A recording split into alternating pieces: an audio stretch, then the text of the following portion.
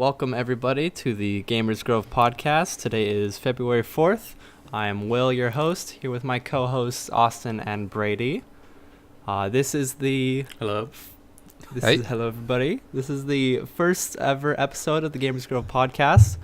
This is something we've been wanting to do for a good about 4 years now. So nice to finally get that off the ground. What you can expect from us is we are a games media podcast. We will be talking about games we play, any big news that comes out, stuff we're looking forward to, anything video game related, really. And so, to get us started, our first segment is games we've been playing. So, Brady, what games have you been playing lately? So I'll start off with Age of Empires Definitive Edition. Actually got into the closed beta for that. Yeah, how's that been? And honestly, it's pretty much like a remake of Age of Empires 2 HD. Like, when I opened the game, I was almost shocked by how similar it looked, pretty much with better graphics. Yeah, I remember you telling me that it was basically Age 2 again, but better looking. Yeah, but I mean, hey, H2 is a good game, so... but I mean, I was kind of hoping for more out of, like, like Age of Empires 3 is, like, so much different than, H2. But, so it's basically just, like, a reboot, you say? Yeah, I think so. There's, like... It's still, closed beta. It does come out, like, the 20th or something, so it's pretty soon. Of this month? They only have multiplayer. Yeah, February. Yeah, so... we'll see though. Yeah, I wonder. I never actually played like any Age 1 back in the day. I played Age of Empires 2 like all the time, but yeah, I played none of the first one, so I don't really know the differences or changes they made. I know I forget the guys who are making it, but it's the same dudes who did the HD remake for H2, right? Same guys? Yeah, I'm pretty sure it's Microsoft Studio. Oh, wow. But yeah, because I know, like, with the Age of Empires 2 remake, they did a lot of balancing and adding more factions and stuff, so I wonder how that'll be for this. Yeah, I don't know in terms of the timeline, because like H2 was like a lot older, whereas they have like Greeks and stuff in Definitive, so it might be a little interesting progressed or So, whatever. I guess that's a good point. Is it like, like Age of Empires 2 is like medieval era, feudal age. Is Age 1 further back in time? I don't really know, because Age 3 was like even further. Like that was like colonial age. So I'm not sure. Huh. Okay. Honestly. Interesting. Yeah, then we've all been playing Rocket League. So. Yeah. We're getting some goals in. We're going pro. We just Brady, Dylan, and I just today got our placement games in finally. We're climbing the ladder. We're a whopping silver 3. Still working on that semi. Yeah. Semi-pro. It's that game is so fun, and it's so easy to play and just jump into for like 20 minutes. I can't for the life of me deal with aerial shit though, like yeah, but I mean, you could really get into that game. It's super intense and competitive. Yeah, it's also it's like one of the hypest games I've probably ever played. Like, yeah, definitely. Yeah. I got shouted at this morning for being too loud as we were getting to into our placements. But that's always a fun one. Austin, what's some stuff you've been playing? I've been playing a lot of Battlegrounds and Fortnite as well. Kind of more Battlegrounds though than Fortnite. Yeah. I don't blame you though. Coming out with some updates for that. What have they? I was playing it for a good amount a month back, but I kind of fell off. So what have they been adding lately? Well, the latest news, I guess, is they're cracking down on cheating. Yes. Oh yeah. So there was from what I understood, it was a graphics enhancement mod, Reshade, and it basically just tweaked your graphics settings and kind of made it so, the saturation was higher, things kind of more pretty looking. But I guess they don't want people using it anymore because player models kind of stand out more in the environment. So it gives people who use it an unfair advantage. So they're considering it cheating now, even though previously developers had said it was all right to use. Yeah, I think also it's hard to tell the difference between something like a cheating client and like some graphically enhanced client. They could kind of disguise as one or the other. So they're just kind of like, you know what, we're just gonna ban them all. So we don't really have to pick and choose. Yeah, are they like I actually know nothing about this. This is all new to me, but are they just outright like, if we detect you have this mod in your files, you're banned, no questions asked, or do they give you a chance? Like, how is it working? Well, they have a new, I guess, anti-cheat program they're using. I haven't really read into it because it doesn't really concern me too much. I don't think hacking's a big problem. I haven't come across many.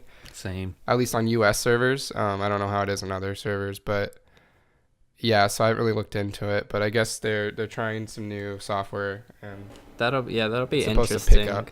I know I can't. I wish I could remember a game off the top of my head, but I know there's been a lot of cases like that in the past where almost the same thing, where like certain texture packs mods for games like suddenly became quote unquote illegal, and they would ban people just like immediately if you had it. So I'd be curious to see if how PlayerUnknown is going about dealing with that. Yeah. I think from what I understand, I think you can like report people, and it kind of like, I don't know if you ever played CSGO when they implemented the like anti-hacking thing. Basically, you could report somebody and it would record the game.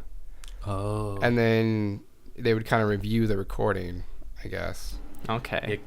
Because they can't really like auto ban people either, because then the hackers figure out like how they auto ban you and to work around and how to get around it. Yeah, so that's why they do like the ban waves and everything. Oh, is that why they do it like that?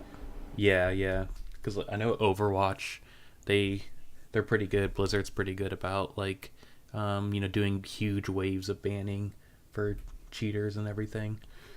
Purge the cheaters. Yeah, really. But yeah, so hopefully they get cracked down. I Poor wonder. Chinese.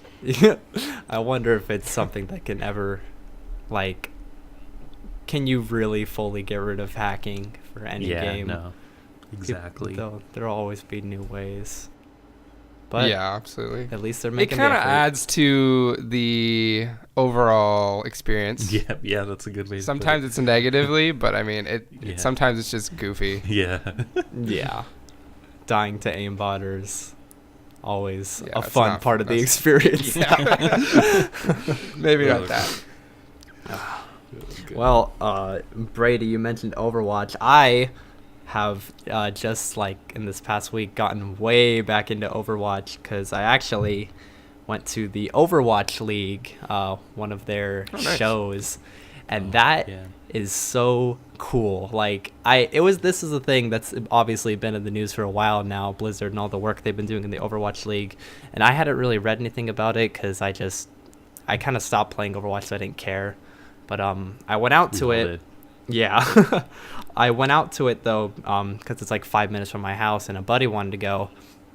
And it's insane, like the level of production value that Blizzard is really putting into this, the amount of money they're sinking. Like, you could say they took a chance, but like it's definitely paying off. The characters for each team, they have like unique skins. That's like jerseys, for lack of a better word, so you can easily identify who's who and everything. And it's rad. Like, even if you don't know what's going on much, like I don't know anything about Overwatch anymore. I was getting way into it. It's nice. They have like, the teams are from different locations all over the world, so it's easy to like latch on. I was cheering for LA Valiant the whole time. But Yeah, it's really cool, and it got me to start playing Overwatch again, which has been. What was the event itself that you're at? What was it? Yeah, what was the name of it? It's just it was the Overwatch League, stage 1, week 4 on Wednesday. Basically, from what I read into it, it's they have 4 stages, each stage composing of 5 weeks, I believe. At the end of those 5 weeks, they do a playoffs, and the playoff is for, I think, $125,000 to $150,000. And then all the while, with each match they're playing in all the stages, they build up points, and that leads to the finale after they've done the 4 stages. The finales, they're, big grand tournament, which it goes for like $1 million, I think. Wow. So they're playing for the big bucks, and it's yeah. Like, I tried actually, because the playoffs for stage 1 are next week. I was gonna grab some tickets, but they've been sold out for a while. So, Really? People are way into this. When I was watching it on Twitch the other day, they was pulling in a good 120,000 viewers about. So I get it when people are saying like this is the next step for esports. It really does definitely. feel like it. How much did your ticket cost? It was $20. It was really. Oh, that's not bad at all. It was not bad. I was worried, like, even parking, like, anybody who lives or has been to LA knows parking in LA is like a nightmare. But we were able to just find some street parking close by, and like a 5-minute walk there. Paid our $20 and got to enjoy a good 8 hours of a show. Wow. And the whole time we were there, they're giving off raffles. They went through like 4 like raffles of like those big Overwatch statues, like signed by the teams, jerseys, all sorts of stuff. They even said, like, just because we were there, they were like, hey, if you want to come back next week, it's half off for you guys. Wow, I was just gonna ask. Yeah. So if the like playoff tickets or anything will go up in price, or I don't know. I honestly, maybe, like, I guess it might be more of a greedy move, but if they wanted to and the demand is there, they could they could crank up the price, but I don't think they need to, honestly. Yeah, I mean, I'm sure it's not like that's, a main source of like money. It's kind of just a fan service. Yeah. Letting everyone in and watching. I think so. I mean, even they had their own like designated parking area too, which cost money if you went that way. So they're getting another extra probably $20 off people from that too. Yeah, it's not like, $20 million per city slot was enough. So yeah, definitely. But it was cool. It's hooked me back in, and I've been horrifically playing Overwatch. I'm not very good. That was the reason I stopped playing in the first place, because I'm not good with FPSs like that. But I'm enjoying it, and it's cool to be able to tune in every single week and watch my, sport now. Yeah, exactly. And now what I'm really excited for now is to see what other games and companies and developers, like, what steps they take, because Blizzard just set the bar way high. Yep. And now it's how are they going to follow? Yeah, I think, there's like League of Legends and CSGO, who are already really established, but there's nothing like... those have been around for a while. But there's nothing like Overwatch, like with like CSGO, there's like so many tournaments and everything per year. Like the players are so busy. Whereas, Overwatch, they pay the players to just play in, their one league. Yeah. And it's a lot more organized and easier to follow. Where like CSGO, it's insane how many tournaments and majors and everything's happening each week and month. It's so hard to, follow. There's not like the set schedule like Overwatch, like Wednesday through Saturday every week. It's not. That is a good point. Easy. It's easy to follow. You know where it is. It's not like a billion different venues. It's the same thing, same place every week. Yeah.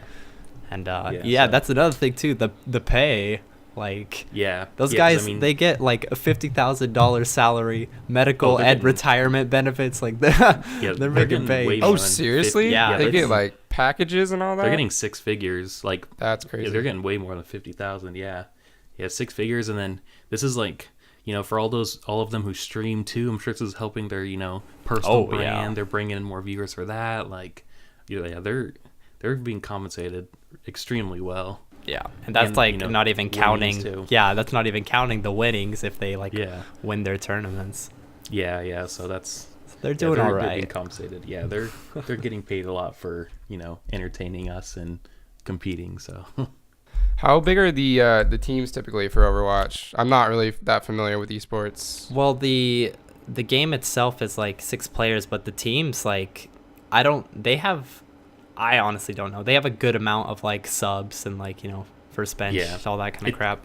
It's just like a normal sports team. So some have only 7 or 8, whereas some have 12 or 13. Okay. But it's not like every player plays or everything.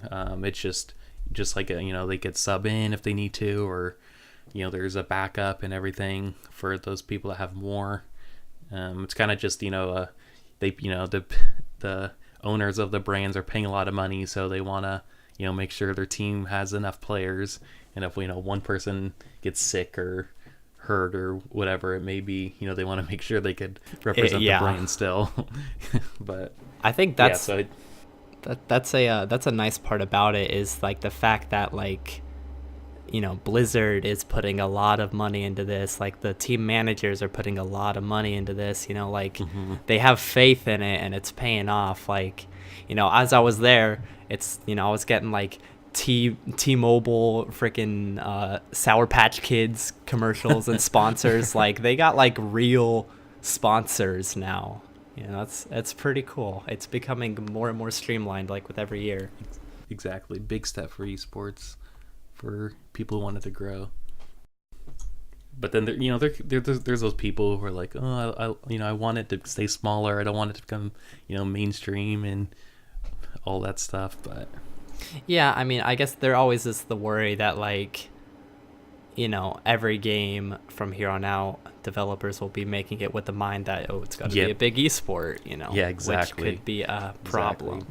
Exactly. And also when there's these big brands and companies get in, it might not make it as not friendly but traditional as back oh, in the good old days of the Overwatch League, they actually let people talk to the players, or I don't know, so if it gets it's a little too more big, corporate. Yeah, exactly. Yeah, I mean, I'm sure that is possible. Mm-hmm. I think it could happen the way it's growing. That's where it's gonna head. Yeah, unfortunately. We might pro video game players becoming celebrities. Yeah, especially yeah. So, well, I'm outside of that. I've been playing a bit of Fortnite with all of the GamersGrove groups. That went through some new updates just a couple days ago, I think. They revamped their map. They got miniguns, which are ridiculous. Have you guys used those yet? I have finally. They are pretty fun. Yeah, it's hilarious. Because it doesn't. I thought they would it. I feel like this is gonna happen where they're gonna have to change it, but you don't have to reload it at all. It just takes pistol bullets, and if you've got 1,000 pistol bullets, then you could just fire all 1,000 of those bullets without stopping. I've seen people just tear down walls. Yeah, for days. I've watched people just melt people's fortifications. That seems a little too good, but I don't know. Is it accurate at all, or is it you no, kind of have to be? It's got a pretty big spray. It seems from what I've been watching and from playing, it seems like a lot of people are using it to tear down fortifications. Okay, and then switching to something else to take out the player, but it is really good at that because it sprays within a decent sized cone. It won't be way off grid, and it fires fast. Do you feel what? I feel like a good buff to that would just be a cooldown. Maybe it overheats. You gotta wait a second. Yeah, maybe 200 bullets, 300 bullets. That's a good one. Because if you have an 800, stack of bullets and you're just going at it, I mean, you could take down a couple teams with that. Yeah. Do you move slower with it at all, or is it I don't think so. I think it's about it's the same still. I didn't. Wow. Yeah, it's it's pretty good. I'm sure we'll see changes to that in the future. Yeah, yeah. They're doing a pretty good job though, honestly. Epic Games with pumping out updates and staying on top of community engagement. Although, Yeah, especially rest in this peace, spring. Paragon. Oh yeah, They love Yeah. Fortnite so much that they killed Paragon for it. yeah. I was surprised by that because I thought it was a really like cool looking game. It was, but it didn't take off. Yeah, Yeah. guess free to play games. Yeah, sometimes they don't make honestly. money. Yeah. Well, what can you do? Yep, exactly. Well, with that, let's transition over into the news. I'd like to start us off with what's about a week old now, but still worth talking about. The Anthem delay. Anthem Oh, yeah. got pushed back to 2019. I don't think we have a Wait. It's not a delay. Oh yeah, Yeah, EA spokespersons say it is not a delay. It has nothing to do with product readiness, but they still Sure. delayed it. So I didn't realize it was till 2019. That's like really big. That's a lot. yeah, I think it's a pretty big when was push. When was it originally intended to come out? I think it was like first quarter 2018. Oh, wow, That's okay. huge. So it was a big push. There is Yeah. something interesting I read from a Kotaku article that there's probably also a lot of pressure on BioWare, because if for anybody who knows EA, they have a history of shutting down studios who disappoint them. So Oh yeah. BioWare disappointed them once with Andromeda. So like if this goes bad, this could potentially be the death of BioWare, which would be soul crushing for me. That'd be would that'd be be. really unfortunate. That's almost like a problem though. That's like people, I mean not people, but big studios having control like that. That's really like worrying. It is, and it's a problem because they don't seem to realize like that they're causing the problems, Yeah, like with the yeah. whole Battlefront and all its transactions and all that, and then they're like scratching their heads about like, oh, I wonder why it didn't sell well. What do you think? No one likes you. But then like it's almost like who would want to work with EA? It's like I understand like if you make a EA game with EA, it's like you're probably gonna make a lot of money, but is it really about the money now? Like if your studio will be shut down if you don't have a good game. Yeah, I think that's just what it comes down to. It's like a person by person thing, because I imagine like, say your little indie company makes a pretty big hit game, and then you have one of the world's biggest publishers, EA, going like, hey, we'll offer you like 10 times what you just made Yeah. to make games for us. Not a lot of people are going to turn Yeah. that down. No, exactly. But that yeah. Just Well, yeah, you get more resources and you can create more too. So it's a Yeah. payoff. Yeah, it's not yeah, like true, it's all true. negative. But yeah, no, then you that's- lose that's a good way to creative look at it. control. I still, Yeah. I'm still you cynical. sacrifice those I things. still think it's all negative to work with EA. I'm not a fan of them. They shut had down some Visceral. Decentralize EA. Yeah. Some people actually, to kind of reel it back to where we were, some people also think it might be because of the way people have been reacting, or I guess the negative attention towards Destiny 2. So for people who aren't aware, Anthem is kind of being touted as the first competitor to Destiny. So clearly they have their sights on, being the quote-unquote Destiny killer. But Destiny's been under a lot of flack lately for the way Bungie's been treating it, or I guess not treating it. Not treating, yeah. Ignoring their community and doing changes that the community's asking they don't do. They're all over the place, and it seems to be a mess right now. So it is possible that EA had them push back or maybe undo some of the stuff they had made after seeing the response to that. I think that's likely. I think so too. But it's like it's a whole year. Like how much could they possibly be changing? Like I almost feel like you could make a whole We new also game. got to Like, factor in if there is actual truth in what they said about wanting to have a slot for the new Battlefield that they've yet to announce. Right. That's That could also play into it. yes. that. I think that honestly is definitely a part of it, but like we keep saying, a year pushback for that. Like, it's one thing to, like, you know, your studio doesn't want two of its products to be competing for sales between each other, so you space them apart. But that's, like, you know, something you do a couple months spacing. Did Battlefield 1 come out last year, or was it the year before? Because isn't it usually like every other year for Battlefield? Battlefield has been, I think, every other year. Yeah. Or yeah, so if this is the every other year, then it does make sense. Mhm. But if it's not, then I think they're just stalling. They're a mess right now. Yeah. I mean, yeah. we obviously don't have their, you know, stock, you know, and budgeted numbers, so right. they might be Yeah. doing Yeah. perfectly fine for all we know, but it seems on the outside like they're a mess. Well, who knows if this Anthem crap, like a game that honestly I don't really even care about, if this leads to the death of my dearly beloved BioWare, I will be a very very sad man. Yeah.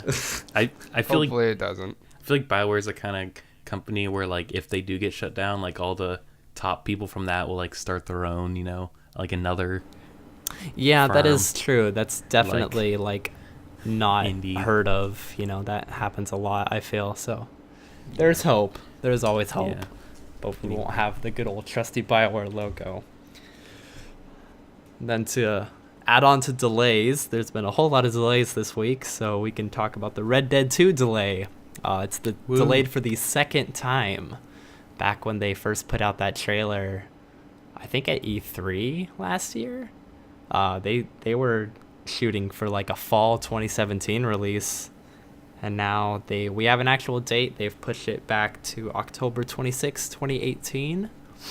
That's for just console, correct? Yeah, I don't even think they've released a day Yeah. for PC. Yeah, exactly. I think it's going to be like a GTA scenario. Yep. That's usually what Rockstar does. Yeah, a couple of years.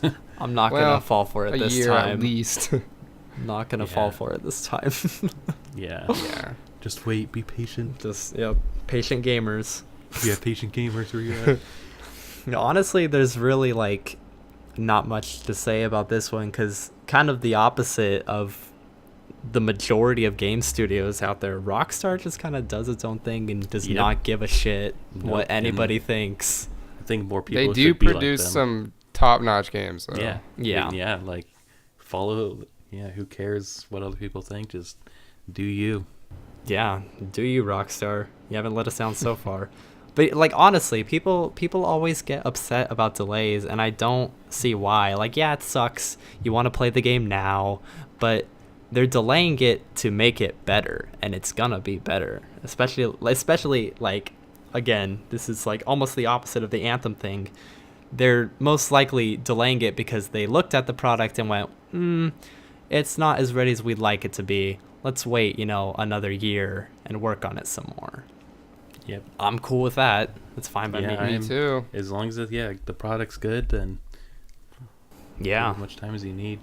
I mean, they released some sexy screenshots to go along with it, too. I don't know if you guys saw those. Just to tease you a little bit.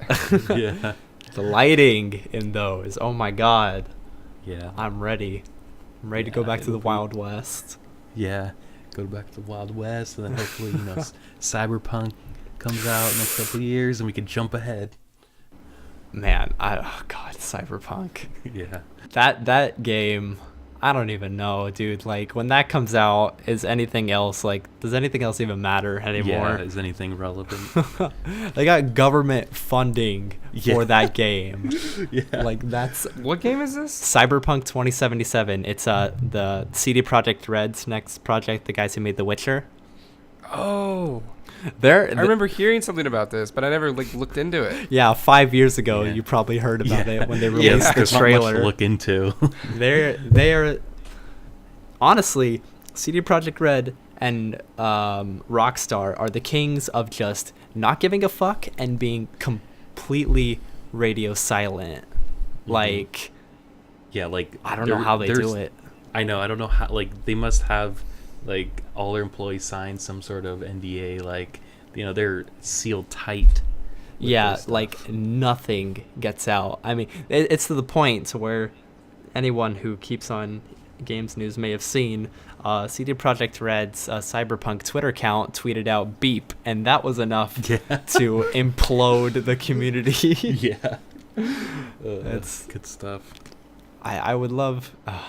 they seem like cool guys. I remember way back they gave Obama a copy of The Witcher 2. Oh, yeah. And then... Oh, no way. Yeah. That's funny. And then once he ended his presidency, I think they tweeted out, they were like, oh, hey, now that you're not the president, maybe you got time to play some Witcher, wink. They're funny guys. Cool guys. I like them. One thing that actually did happen today, I believe, or yesterday, I think, Far Cry 5's put out another trailer. I guess they're calling it their story trailer. I don't know if you guys got a chance to see that. It looks super awesome. I'm pretty excited. I'm pumped. Like, honestly, it does kind of seem like Far Cry 3 in America, but that's okay with me. Well, yeah. Far Cry 3 was the best one. Yeah, I mean, there's a scene in the trailer. You're like driving a tractor with machine through guns a field, on it, and then it's just like mowing tractor. Through people. Yes, it's like a harvester or something. I'm glad they're embracing the just over the top ridiculousness of it. I'm always a fan of, like, if you've got something that's kind of silly, like any sort of concept, just go full steam ahead with it, make it as crazy. Yeah, have your tractors that slice and dice in people, your big rig trucks with like a bunch of machine guns on it.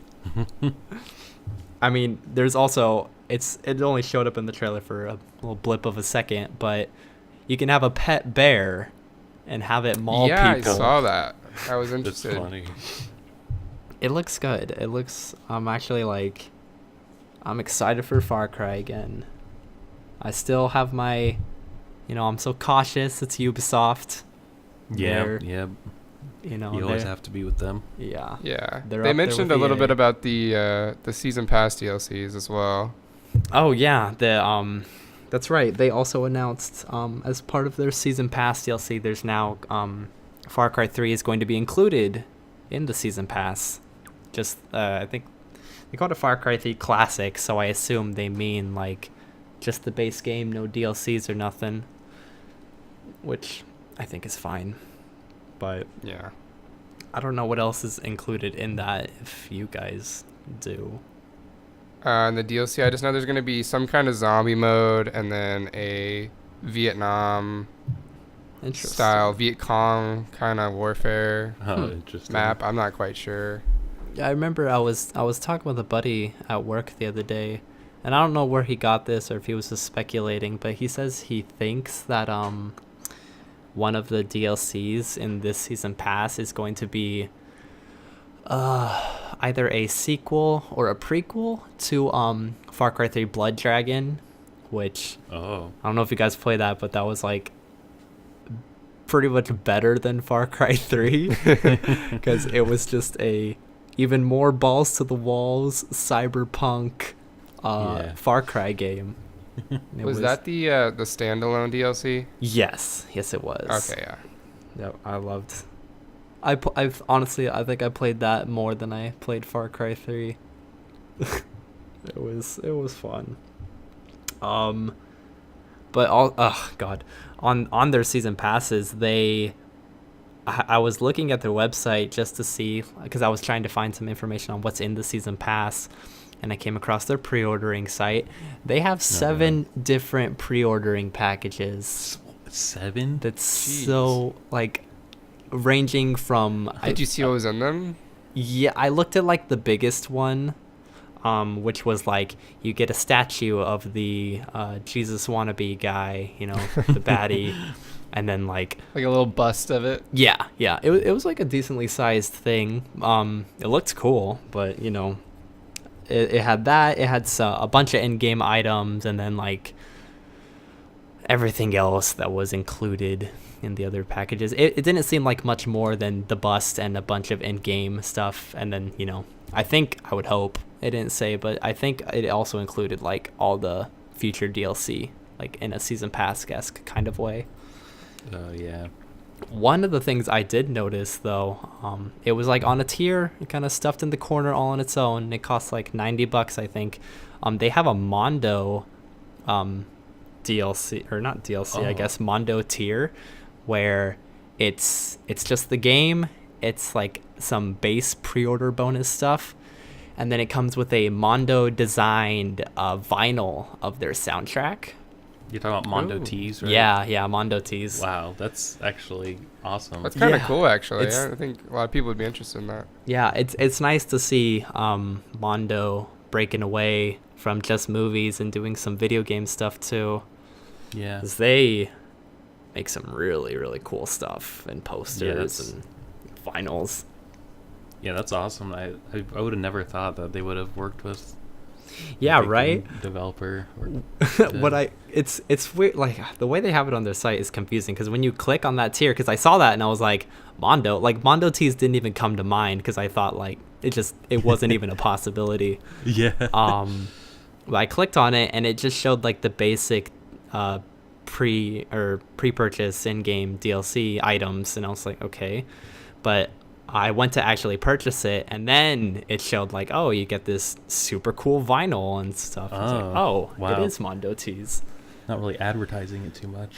Yeah, weirdly Or well, enough, at least. I would feel like that would be almost a bigger draw than their statue, because people love Mondo. Yeah, they're pretty big deal. Yeah, good collectible stuff. Mm-hmm.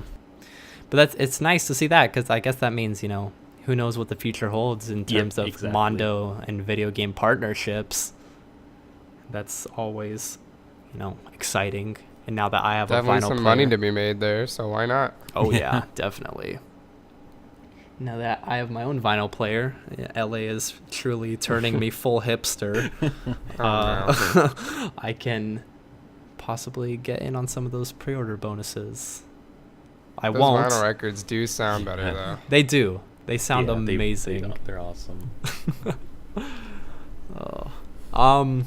Last bit of news that we noticed was Payday 2 is coming to the Switch. Yeah. Yeah, it's so that's weird. pretty cool. It is. I mean, well, obviously none of you know us very well, but back in the day, we all played Payday religiously for Oh, yeah. a good, Huge you know, fans. like 6 months. So yeah, we're all pretty big fans of the franchise. So it's nice to see that they're expanding. You know, they got their new game coming out. Not the Raid, but the Walking Dead one, which Ooh, I haven't yes. actually looked into much, but I haven't either. I just forgot until you said it. yeah, I mean, To give that one a look. I severed my relationship with Overkill Yeah. after they did some stuff in Payday 2 I didn't agree with, but hey, everybody deserves a second chance. So maybe the future will be brighter for me and Overkill, but the Walking Dead game looks cool. We'll see. You know, the fact that they're making deals with Nintendo to get their stuff on Switch bodes well. You know, Yeah. more money means more games, perhaps. I don't know how it works. Yep. Business. Yeah, but it's exciting. There's, you know, this time right now seems like the wheels are turning. You know, there's a lot of big things happening, you know, maybe under the surface, but could mean big deals for the future. And it's nice to see that in games. You know, it's always nice to see the thing that we all grew up and love to finally be getting more and more recognition and attention and love. Absolutely. And I mean, it grows big time, you know, year by year. Everybody nowadays, you know, plays some game or other, you know. Maybe they don't all play it as much as we do, but everybody plays something, and that's pretty awesome. Well, with all that said, I guess we can talk one last thing before we head on out for the day. But what are some games you were looking forward to?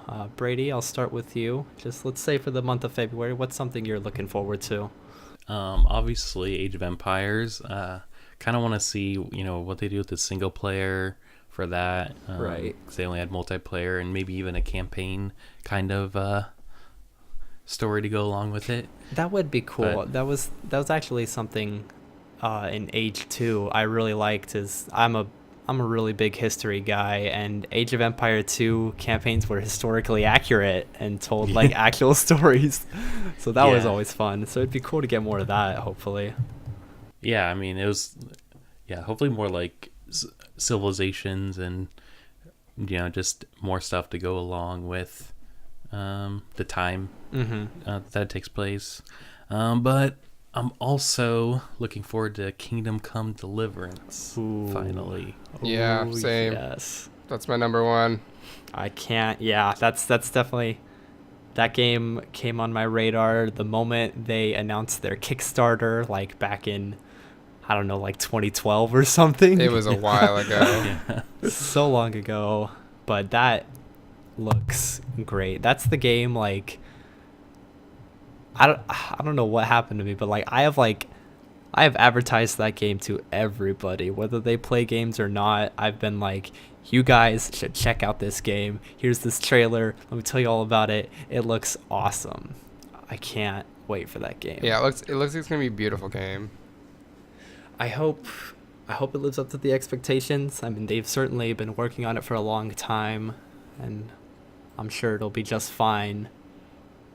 Do you know what engine they used to make it? I don't know, not off the top of my head. I think